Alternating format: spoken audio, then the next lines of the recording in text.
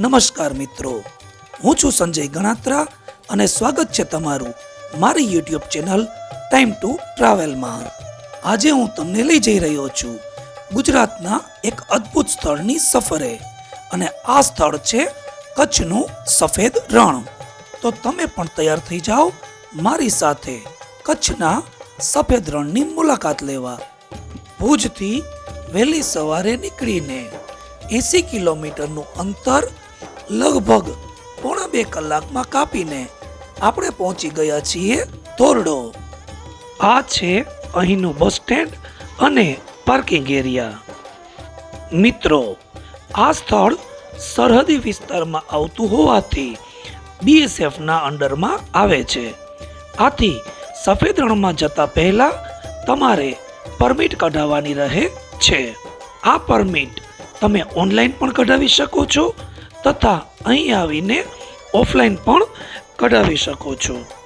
આ છે અહીંનો વિશાળ પાર્કિંગ એરિયા, જ્યાં તમે તમારા વાહનો પાર્ક કરી શકો છો।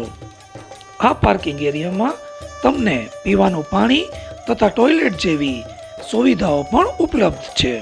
ધોળાવીરા અને કાળો ડુંગર જેવા કચ્છના અન્ય પ્રવાસન સ્થળોએ પણ તમે અહીંથી જઈ શકો છો। સફેદ રણની મુલાકાત માટેની પરમિટ માટેનો પ્રવેશ ફી મોટા વ્યક્તિઓ માટે 140 રૂપિયા અને 12 વર્ષથી નીચેના બાળકો માટે 70 રૂપિયા પ્રતિ વ્યક્તિ છે। આ ઉપરાંત જો તમે તમારું પોતાનું વાહન લઈને જવા ઈચ્છતા હો તો તેના માટે પણ અલગથી ફી ચૂકવવાની રહે છે। જો તમે તમારું વાહન ન લઈ જતા હોય તો તમને ST બસ દ્વારા અહીંથી સફેદ રણની સાઇટ સુધી લઈ જવામાં આવે છે। પરમિટ કઢાવતી વખતે તમારે પ્રવેશ ફીની સાથે તમારા ID પ્રૂફની પણ નકલ આપવી પડે છે। આ પરમિટને આપણે BSFની ચેકપોસ્ટ પર બતાવવાની રહે છે। પાર્કિંગ એરિયાથી સફેદ રણમાં પહોંચવા માટે લગભગ 4.5 કિલોમીટરનું અંતર કાપવું પડે છે। તો તમે પણ મારી સાથે આ સુંદર મુસાફરી એન્જોય કરો।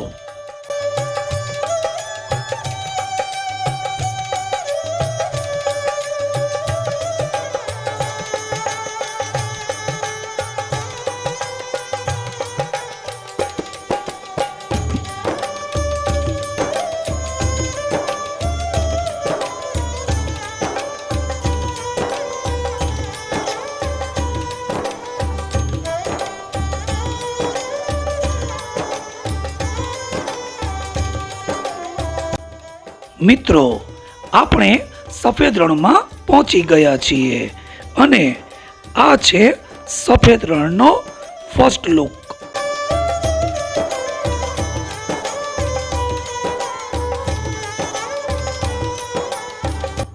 હવે અહીંથી આપણે સફેદ રણમાં એન્ટ્રી કરવાની છે।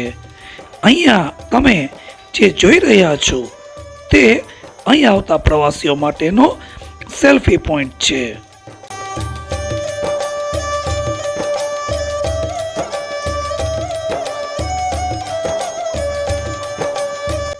આ અહીંનો વોચ ટાવર છે, જેના ઉપરથી જઈ પ્રવાસી આખા સફેદ રણનો વ્યૂ લઈ શકે છે। પરંતુ કોઈ કારણોસર હાલમાં આ વોચ ટાવર પર પ્રવાસીઓ માટેની એન્ટ્રી બંધ છે। મિત્રો, આ છે સફેદ રણનું અદ્ભુત દ્રશ્ય। જાણે ધરતી પર કોઈએ ચાંદીની ચાદર પાથરી દીધી હોય એવું સુંદર દ્રશ્ય સર્જાય છે।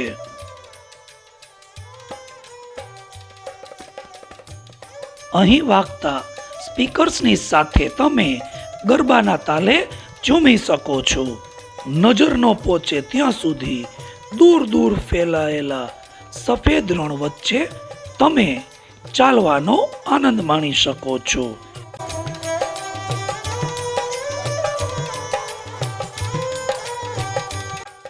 સફેદ રણમાં ચાલવું એ જીવનભર યાદ રહી જાય તેવો અનોખો અનુભવ છે। અહીં ઊંટની સવારી, પરંપરાગત વસ્ત્રો તથા ફોટા પડાવવા જેવી અનેક પ્રવૃત્તિઓ તમે કરી શકો છો. પરંતુ સાંજ પડતા જ કચ્છના સફેદ રણના દ્રશ્યો બદલાઈ જાય છે. સફેદમાંથી સોનેરી અને સોનેરીમાંથી ગુલાબી રંગ ધારણ કરતું આ સ્થળ ખરેખર આપણને મંત્રમુગ્ધ કરી દે છે. પૂનમની રાત્રે ચંદ્રના પ્રકાશમાં આ સ્થળ જાણે સ્વર્ગ પૃથ્વી પર આવી ગયું હોય એવું સુંદર દેખાય છે. અહીં રણોત્સવ દરમિયાન ટેન્ટ સિટીમાં રહેવું એ જીવનભર યાદ રહી જાય તેવો યાદગાર અનુભવ છે.